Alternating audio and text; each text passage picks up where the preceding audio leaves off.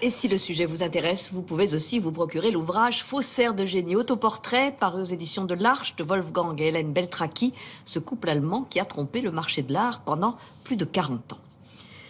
Alors voici maintenant l'un des auteurs cultes de science-fiction, l'américain Philip K. Dick, à qui Arte consacre une soirée. Demain, mort en 1982, auteur d'une quarantaine de romans d'anticipation, il n'est vraiment devenu célèbre que lorsque le cinéma de Spielberg ou de Ridley Scott s'en est emparé. Alors voyons comment le maître de la littérature fantastique a réinventé l'utopie négative avec Benjamin Courtadon. I may be talking about something that does not exist. Therefore, I'm free to say everything or nothing. Il est l'auteur des romans à l'origine des films Blade Runner, Total Recall ou Minority Report. Philip K. Dick, Hollywood l'adore. Philip K. Dick, une œuvre underground de son vivant, rendue culte par le cinéma. Dick, maître S science-fiction paranoïaque, décédé en 82, est l'auteur d'une œuvre monstre. Une centaine de nouvelles, 45 romans, dont le plus célèbre d'entre eux, Les androïdes rêvent-ils de moutons électriques, l'inspiration de Blade Runner, fête ses 50 ans de parution. Tout à la fois, un documentaire, un jeu vidéo et un film en réalité virtuelle célèbrent l'œuvre du maître. Some of my fictional works were in a literal sense true. Philip K. Dick, ses paradis artificiels n'ont pas pris une ride avec Ariel Kirou, co-réalisateur du documentaire, et Pascal Godbillon, directeur de la collection science-fiction chez Gallimard.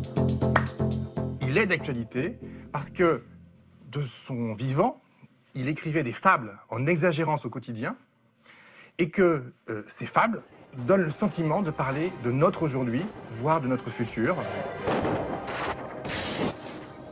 D'une certaine manière, passer de Dick à la réalité virtuelle, passer de Dick à un monde sous surveillance, passer de Dick à la vie artificielle, aux robots empathiques, c'est super simple. Or, les robots empathiques, la vie artificielle, un monde sous surveillance, c'est notre actualité.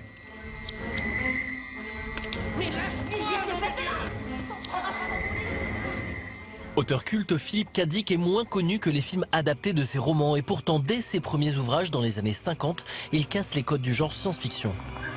Il a été sans doute parmi l'un des premiers à réinventer ce qu'on a appelé la dystopie, c'est-à-dire l'utopie négative.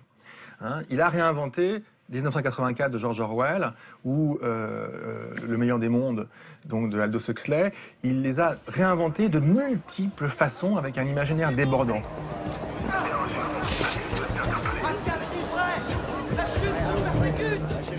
Surveillance généralisée, contrôle des souvenirs, identité trouble, les nouvelles et romans de Philip K. Dick offrent un écho troublant du monde dans lequel il vit. La paranoïa, elle traverse les années 50-60. On est en pleine guerre froide. Quand Dick commence à publier, en tout cas, on est en plein macartisme. Il capte l'ère du temps, et cette ère du temps, elle est paranoïaque. We are living in a computer-programmed reality, and the only clue we have to it is when some variable is changed. Le Maître du Haut-Château, paru en 1962, c'est l'entrée et le seul succès de Dick dans la littérature populaire de son vivant. Pour son premier roman grand public, il gagne un prix Hugo, l'équivalent des Oscars en littérature de science-fiction.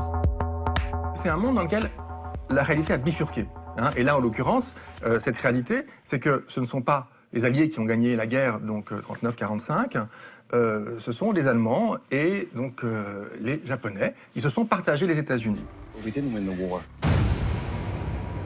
À partir de là, il imagine effectivement donc, ce monde parallèle d'une autre, dans lequel d'ailleurs il met en abîme l'histoire, puisqu'il y a un auteur qui est censé avoir écrit que ce sont les Alliés qui ont gagné la guerre et que les personnages partent en quête de cet auteur, en fait, qui est le maître du Haut-Château. Et c'est pas un hasard d'ailleurs que maintenant il y a une série, parce qu'effectivement, il avait cette imagination qui fait que c'est facile de reprendre des éléments très précis de ce qu'il a pu écrire pour tisser sa propre histoire. Une science-fiction sans autre prémisse qu'un « et si », la signature dickienne. Son œuvre contient très peu de science. Mais paradoxalement, ces interrogations, justement, sur qu'est-ce qui est réel, qu'est-ce qui ne l'est pas, vont l'amener à faire des propositions qui vont recouper la science à peu près au moment où la mécanique quantique accouche de la théorie des univers multiples. Lui-même, il est en plein dedans. Tu as dit quelque chose, chef ? Non. Paradoxe de Dick, ses œuvres passées essentiellement entre connaisseurs de son vivant ne connaîtront le succès public qu'après leur première adaptation au cinéma dans Blade Runner de Ridley Scott. Dick, surtout une affaire d'héritage.